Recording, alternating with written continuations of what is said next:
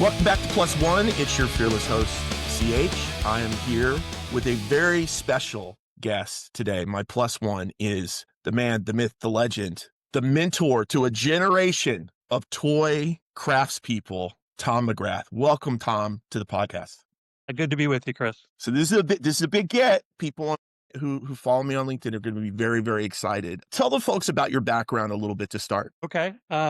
I've been in the toy biz for a long time, 40 some years. Started my career with Procter & Gamble, which was great training, but really boring. And I was telling headhunters I want something fast-paced and exciting. One day I got a call for a job at Kenner, and I've been in the toy biz ever since. I worked for Kenner and Hasbro for 16 years, most of that running the boys' toy business. So brands like Star Wars, Batman, Jurassic Park, Transformers, Nerf. We were generally regarded as the best in boys' toys. We pretty much had the choice of properties. Loved doing that, but got tired of corporate eventually, and so went off on my own in 2001. Ever since, have had a consulting business. I consult primarily for Mattel, Moose Toys, and Universal Studios. I've also do every year a trends presentation on toys and children's entertainment. I do that in the spring for about 25 companies, every single movie studio, a lot of toy companies, a lot of video game companies.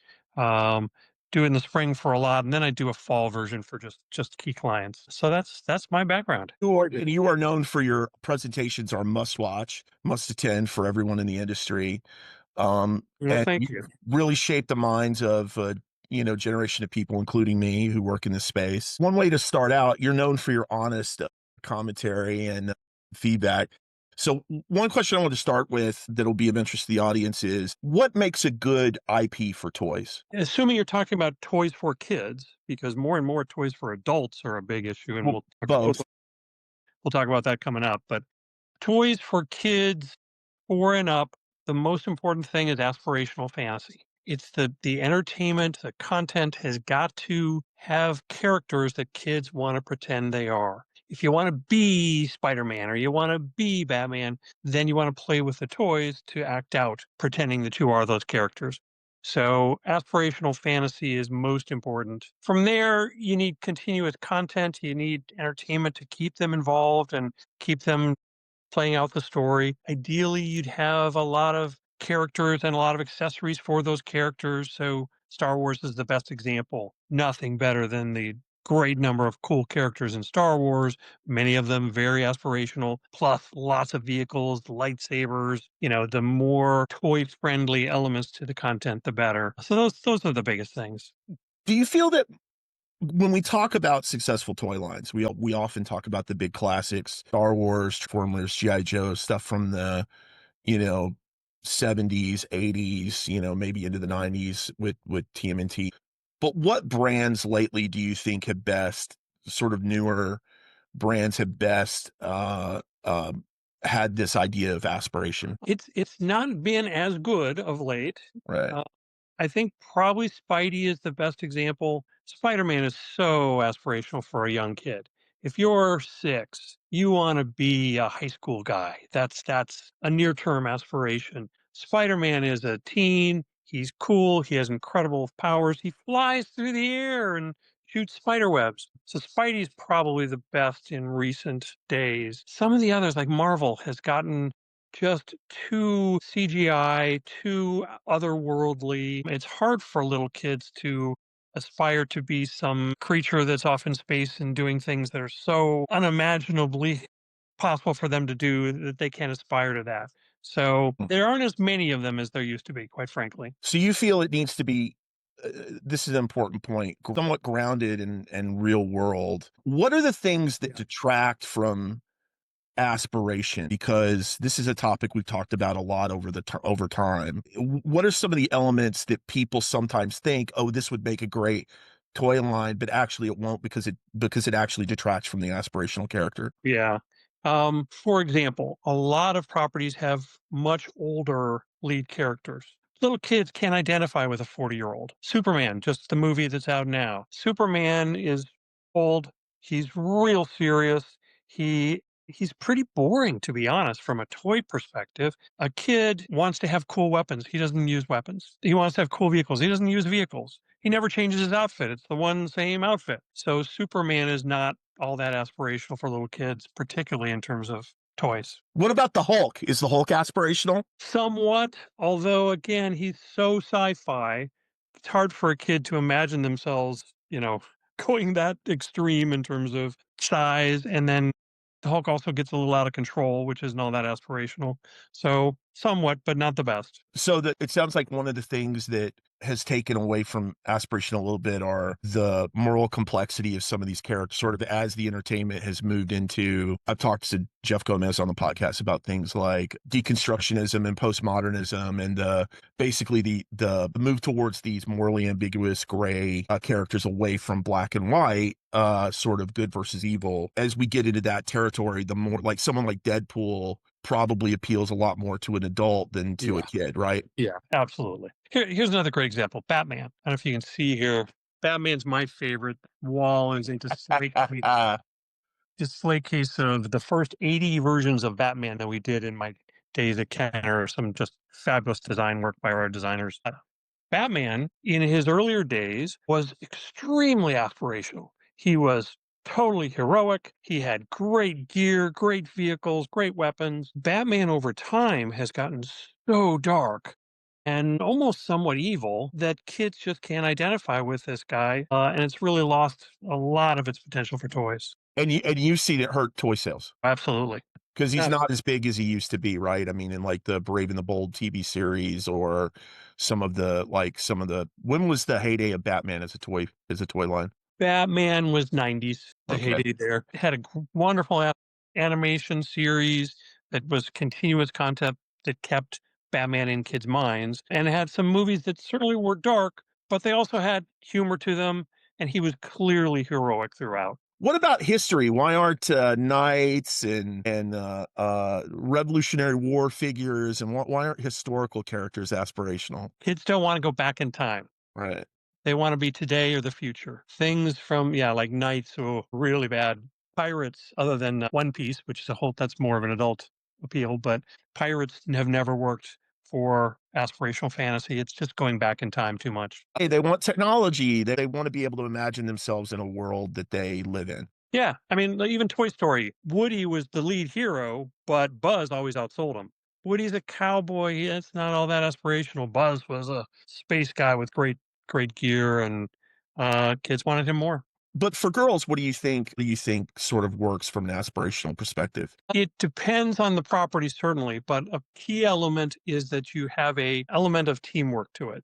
Girls don't want conflict, they don't want battle, but they do want a feeling of belongingness, working within a team, working towards a positive goal. So the aspiration there might be both appearance, fashion, etc., as well as some kind of team-oriented goal where they can play out that they're achieving that goal. Have you seen that change as the entertainment has changed? Because there's been, a shift to more diverse superheroes. There's been a shift to, there've been a lot of shifts away from the princess era, for example, when I was in toys where it was all about pretty and pink and all that. You've seen as culture has evolved, have you seen the toy tastes evolve, or for kids that young, does it tend to be pretty consistent? It certainly evolves a lot of it depending on the content that's feeding those stories.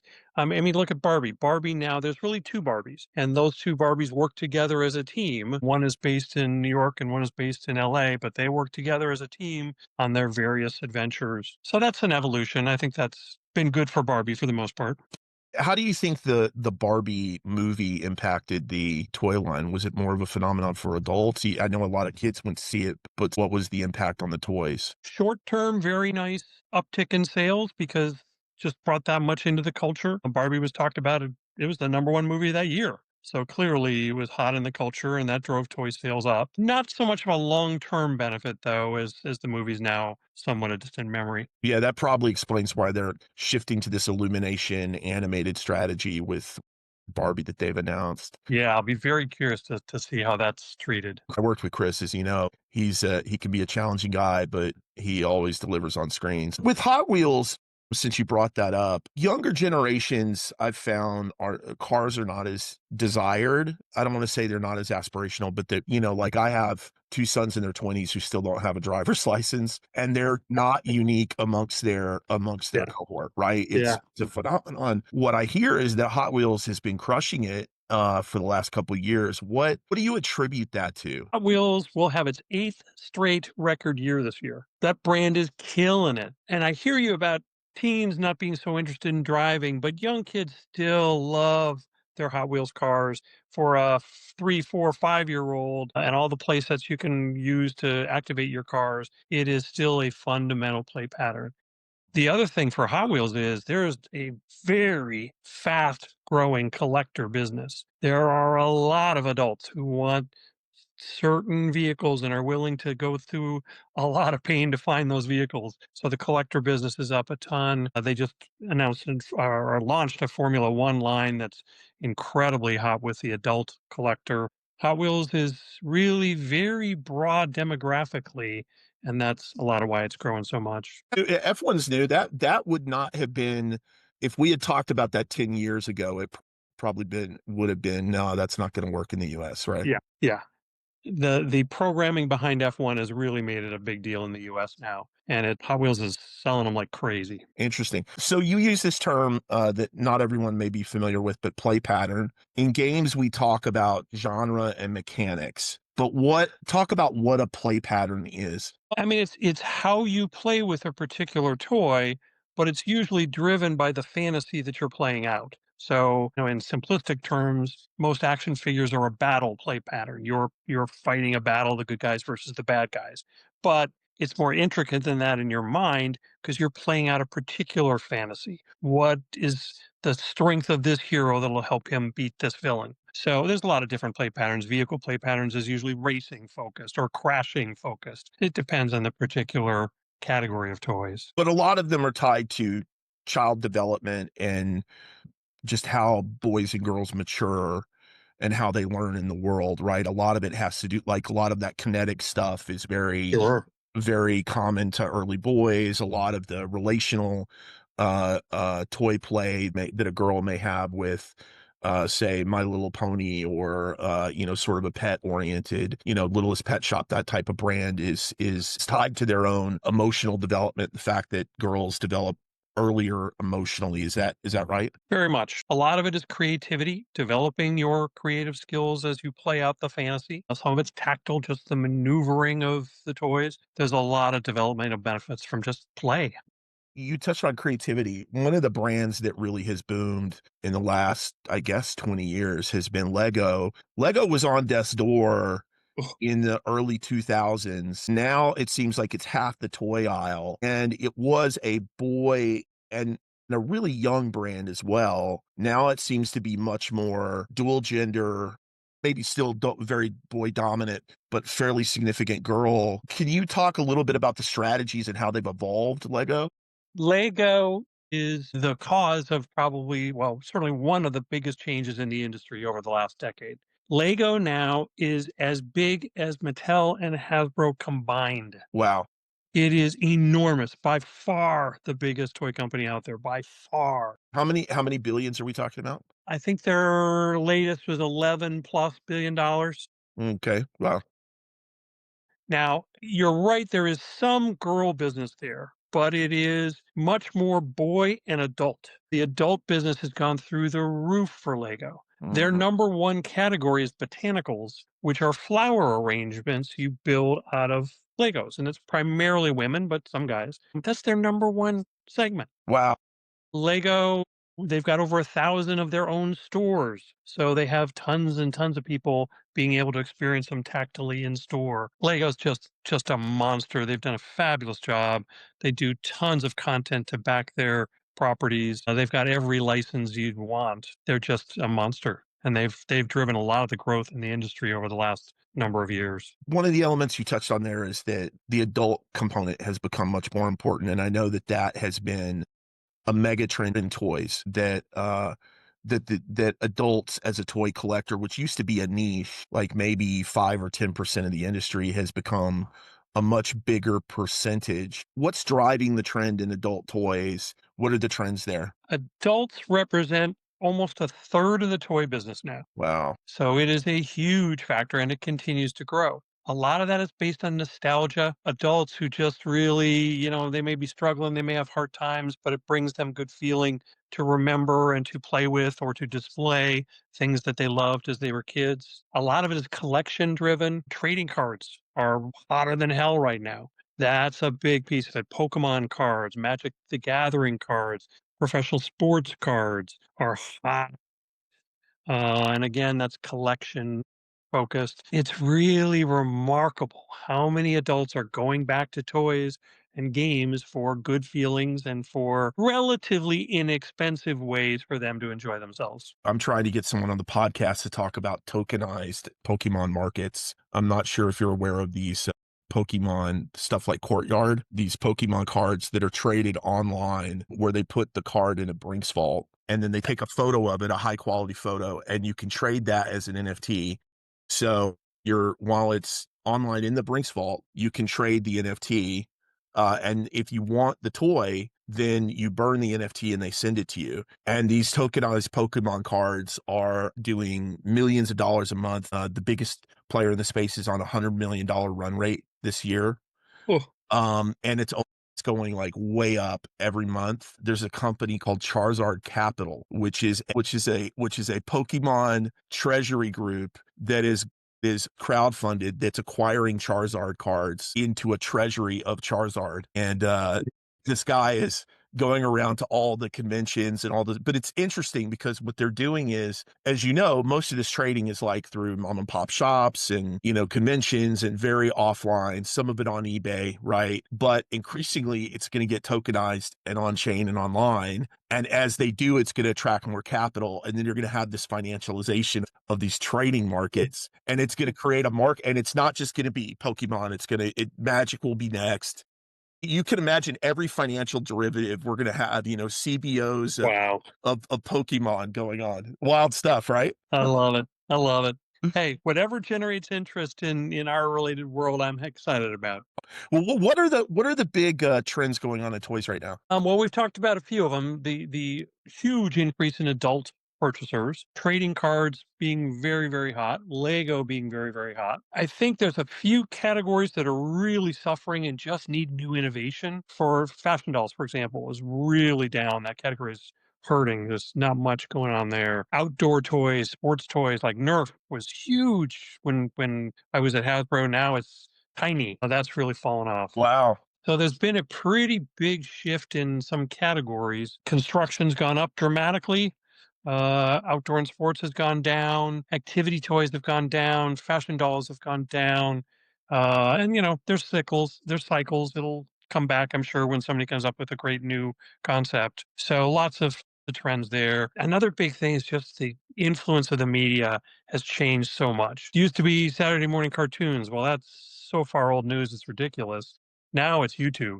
Now it's Um, streaming. Nickelodeon, really, at least on its cable, is just not very meaningful. So there's so many more sources. The media world's so splintered that it's hard to break through. But if you can, then you want to be on YouTube, you want to be on Netflix, you want to be on as many places as possible with your content to help drive your property. The media change has been a huge, huge factor in the toy world. So YouTube has been a major driver for years, and there have been properties like Peppa Pig and Coco Melon and a few others that started on YouTube. Mr. Beast.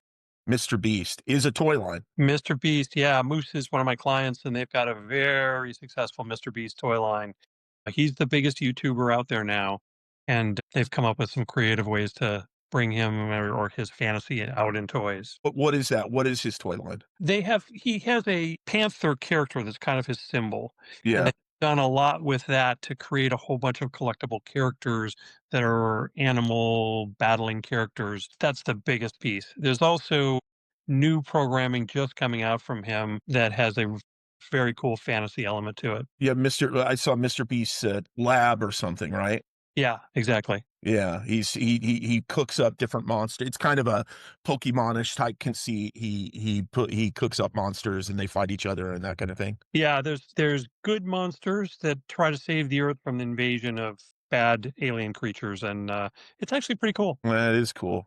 Yeah, that's another good question. Do kids aspire to be villains, or are villains aspirational? Typically, no. You want to buy a villain to fight and to wipe out. So in your play, you probably need a villain or two for the battle. But no, you don't aspire to be a villain. You want to be the hero that takes care of that villain. So getting back to the media for the longest time, and when I was even at Universal, the rep on Netflix and streaming was it doesn't drive toys. We're probably half a decade into this major streaming push from all the studios. Influential has had these different streaming platforms become outside of YouTube, but the kind of SVOD paid bigger Right. platforms. How influential have those been in driving toy sales? Netflix is now the place to be if you have a kids show. Pretty much worldwide. Some markets not as much, but pretty much worldwide. What are the big shows there? Well, I mean, the best example from what I work on is Jurassic World. Okay. They had a Jurassic World series that kept the toy line going extremely well, big factor in it anyway, between the movies. That was a Netflix original that did very, very well for both Netflix and for Mattel and their toys. Most people now have Netflix as their desired partner, where they can anyway, as at least the streaming version of their show. They might have a show on Netflix or on Nickelodeon or the like, but they also want to be on Netflix. If you can get that great streaming partner, as well as a broadcast partner, plus YouTube, you want all three of them. And release strategy is a big piece that we've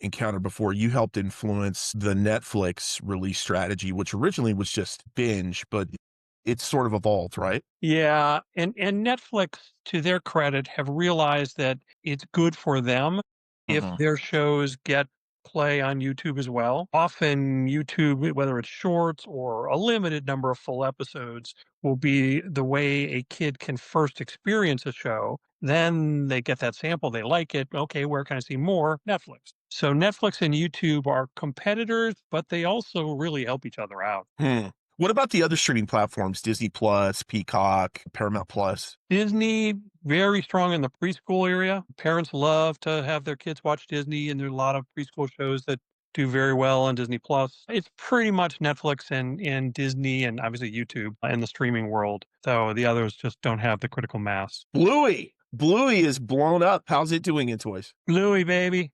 Bluey's also one of my clients, Moose, does the toys there. Hmm. Huge, huge. Yeah. Every little and the show is just adults love that show. It is really, really clever, and the toys are doing extremely well. Yeah, when they announced the movie, there was a hilarious meme that went around that was like this kind of an ancient sort of like Babylonian kind of thing, and you had like this, stone god in the middle, and then these two smaller ones, and then everyone kind of praying to it. And they had different logos for the different movies. Yeah. And the two slightly smaller ones were like Star Wars, Starfighter, and then something else. I can't remember what it was. And then you had kind of a bunch of all the other movies where the people praying, and the big stone god was Bluey. And they were like, Well, this Bluey movie's gonna crush every there's other thing that's gonna come out that year. there's some truth there. I mean, 27 got some fabulous movies. Bluey, Star Wars Starfighter, Avengers Secret Wars, Frozen 3. I mean, there's some great movies that'll be super for toys, but Bluey will be up there. The box office had, I mean, this has been one of the worst years. I think it's the worst year in 40 years or something like that. Or Uh, summer, yeah. yeah, for summer. It seems like though there are going to be better movies for coming out. And also one of the big themes this year has been films. So do you anticipate a box office comeback, at least for the family audience, and sort of how it pertains to toys? Yeah, I do. I think the year will end up probably up a little bit at the box office, even though summer was disappointing. There's some really good movies at the end of the year. Wicked will be big. Avatar will be big box office. There are some really good. Five Nights at Freddy's will have a surprising box office number. So I think the year will end on a higher note. Next year, there's a ton of good movies. Toy Story 5, Mandalorian and Grogu, the Avengers movie at the holidays, Spider-Man: Brand New Day. There's a ton of movies that I think will be four quadrant type big successes. And that'll be good for the box office, it'll be good for toys. Now, you mentioned Five Nights, and I want to talk about games for a second and how that's Yeah. influencing the toy business. But Five Nights in particular, that is not a property that would have fit the aspirational framework as we used to talk about it. Right. It's had amazing endurance as a toy line. What do you attribute that to? Because that seems to be the outlier or the exception that proves the rule. Yeah. I mean, Five Nights is a good toy property. It's not a great one because it doesn't have that aspirational fantasy element to it. Its success is largely with teens and adults. It's not a younger kid property. It's too scary for the traditional toy audience. But for the teen and adult market, which is, as I said, where the growth is coming from in the industry, that's a nice property for them. And how are you seeing games overall influence the toy business? So much more than they used to. Mm. That's another rule that went away. Video games don't translate to toys. Well, they do now. I worked on Minecraft with Mattel. That did very well as a toy line. Sonic has done extremely well. So there's a number of movie properties that have translated really well into toys that came from a game background. Mario did really well, and there's a bunch more coming. So I think that's a really important change and a very positive change for the toy world. When you rank them though, sort of what are the bigger is it Minecraft? What's sort of the rank order of gaming properties? In terms of their translation to toys, probably Sonic at the top because they've had a number of films and those have all done really well in toys. Mm. Minecraft's just had the one film. It was decent in toy sales prior to the film, but certainly has got a nice boost since. Those two are probably the top in terms of video game translated to toy. What about Mario? Because that film was massive, the franchise is massive, but the knock on him as a character would be he's a fat plumber. Do kids aspire to be fat plumbers, or does his video game cred kind of supersede that? Fat plumbers and fast vehicles are cooler. Okay. Like Hot Wheels did really well with Mario Karts and Mario vehicles. You're right, he's not the typical aspirational hero, but he does win the day and he does do it in some fun ways. So he's worked quite well in toys as well. So for video game makers who are always trying to figure out how they're very interested in how do they construct their IP as transmedia, what advice would you give to them if they're interested in growing in the toy space? Well, the aspirational fantasy discussion that we started with certainly can help. If you want to reach a broad audience and traditional toy age group, inspirational fantasy is very key. Some of the things we talked about earlier too about you want a broad world in which there's a lot of cool characters, a lot of accessories, a lot of vehicles, and you need content that's out there on a regular basis, not just a game and then wait 3 years or a movie and then wait 3 years. You need YouTube content or the like to keep it fresh with kids on a ongoing basis. Well, and it seems like also it needs to fit into either a play pattern that is kind of known and successful in toys or into a collectability pattern that a style of collectible pets, collectible monsters. Yeah, I'll tell you a classic story. In the late 90s, we did the Pokemon toys for the first time at Hasbro. My boss, Alan Hassenfeld, who's died recently, sadly, said, Tom, I really want you to look at this. And my guys and I looked at it and we were like, are you out of your mind? There's no aspirational fantasy here. There's just a bunch of little crazy characters running around. This won't work for toys in the US. And Alan, to his credit, said, well, take another look because we really could probably get a very good deal on this because nobody else seems to want it. We eventually did it because it was a really cheap deal. Pokemon in within a year was $300 million in toy sales. Wow. And I would love to claim, and I had one interviewer interview me say, how did you know it's so different for this market? How did you know it was going to success? I was like, I didn't. I had no idea. But that, while not traditionally aspirational, just had such a wonderful collectible element to it and was so prevalent in the culture. It had the video games, it had the cards, it had TV shows. It was everywhere that Pokemon now to this day is huge. It's actually the number one brand in the overall toy industry. I mean, it was sort of one of the first true transmedia brands, right? In terms of like, Transformers and GI Joe had shows and He-Man had shows, but those kind of just were driven by shows where Pokemon had the cards, the TV show, the video game. It was the first that really was like multi-format, right? Yep. Yep. The cards were huge. Video games were huge. Movies got to be big over time too. They did it all. Now you're now on the Pokemon note, Japanese culture is becoming huge. I think this Demon Slayer movie, I was looking at some tracking on it. I mean, it seems like it's going to surprise in a big way this weekend and put some real numbers on the board, which would be like the first for an anime foreign language film. And anime has become so big, especially with teens and adult. Chainsaw Man coming out next month too. What is Chainsaw Man Chainsaw Man? This has is a what movie. Oh yeah, it's a big anime hit. It's got a movie coming out next month. Anime's starting to break through in the movie theaters as well as in streaming. and how's it doing in toys? Growing fast, but still relatively niche. But it's gonna grow out of that pretty soon. So collector oriented kind of stuff, teen, more Yeah. adult, that sort of thing. Yeah, the biggest challenge there is there's just so many different anime properties that it's hard to sort through if you're a licensee, which one do you wanna do toys for? Because there's a billion of them. Right. That's the biggest challenge there. So Funko recently, speaking of collectibles, just had a big change at the top. CEO was in the slot for a year. It seems to me that Funko may have sort of run its course but it's got a big collector base. What do you attribute their woes to? Do you think they can get out of that funk, or do you think it's moving elsewhere? I think they can get out of that funk. I think they need to focus a little more. For example, they're the first out there with K-pop Demon Hunters product. Hmm. They're gonna sell a lot of that product Hmm. because there's very little else out there with that incredibly hot property. That's why I think Funko can continue because they can turn things around like that. They've got a basic format. It's really easy to adapt it to a different character, and they're very good at moving quickly. So, as long as their biggest issue is they did every property under the sun, and they'd Mhm. end up with inventory problems on a lot of them because how do you really guess the volume on so many different properties? So they ended up losing money on properties that they probably shouldn't have done in the first place. So focusing in on less properties, higher impact properties, they still have a really good following of people that just love that format. I think they can turn it around.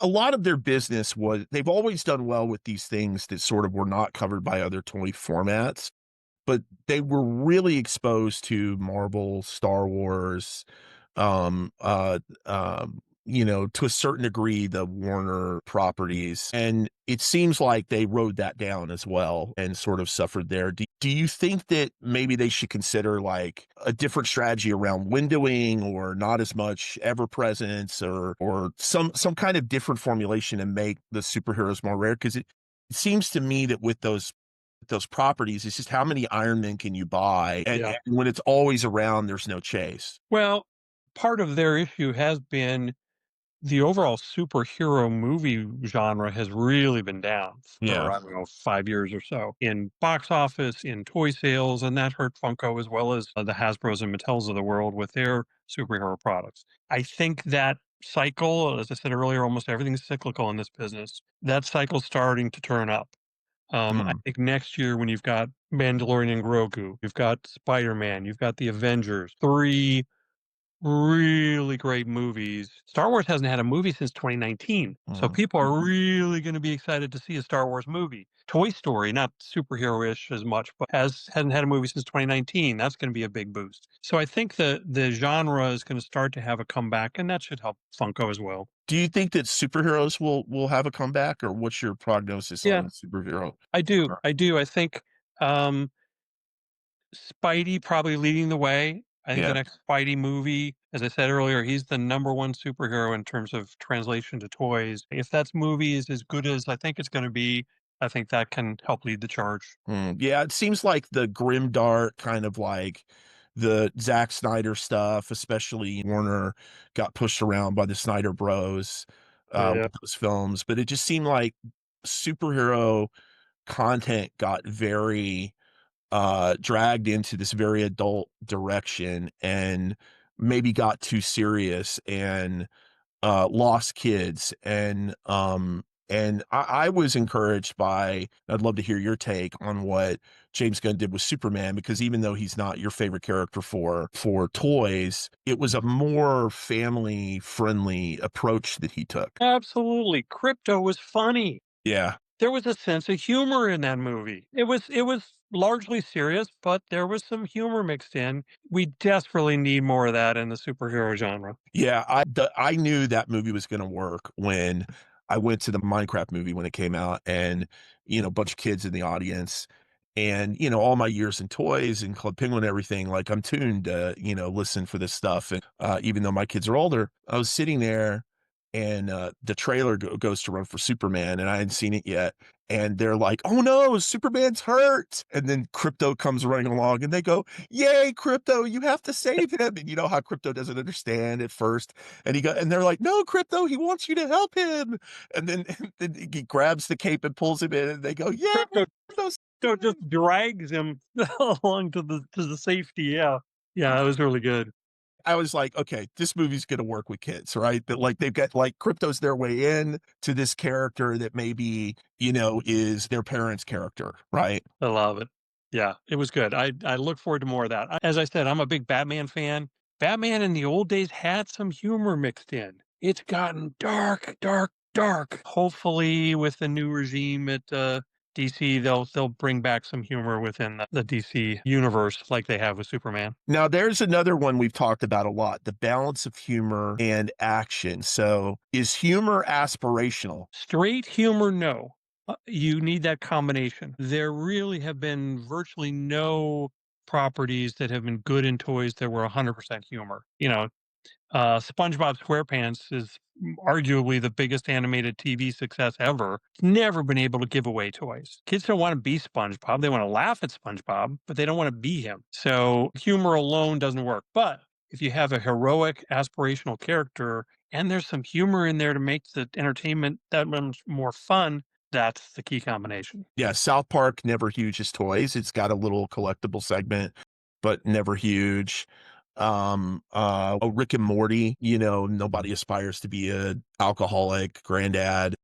The Simpsons couldn't Never. give it away as toys. The one that did okay in that world is Minions, just because they were so charming and collectible, but even their strength is just okay. But that fantasy is more about, it's more the pet thing, right? It's like I can have my own. I mean, they're like Pokemon, except for they don't fight, right? Yeah, okay, I'll go with that. Last topic I want to cover is the tariffs and the impact of tariffs. Mhm. I know it's a controversial topic, but sort of non-politically, what's the impact of the tariffs, and what do you think the impact will, sort of short term and also kind of into 26? What do you see the impact on the toy industry? I mean, it's gonna hurt, there's no question. The prices are going up, and it's not just toy prices. Prices are going up in a lot of categories, so it's Right. hurting the disposable income of consumers across the board. I do think as a result, unit sales of toys will be down. Whether dollar sales will or not, I don't know, because prices are up.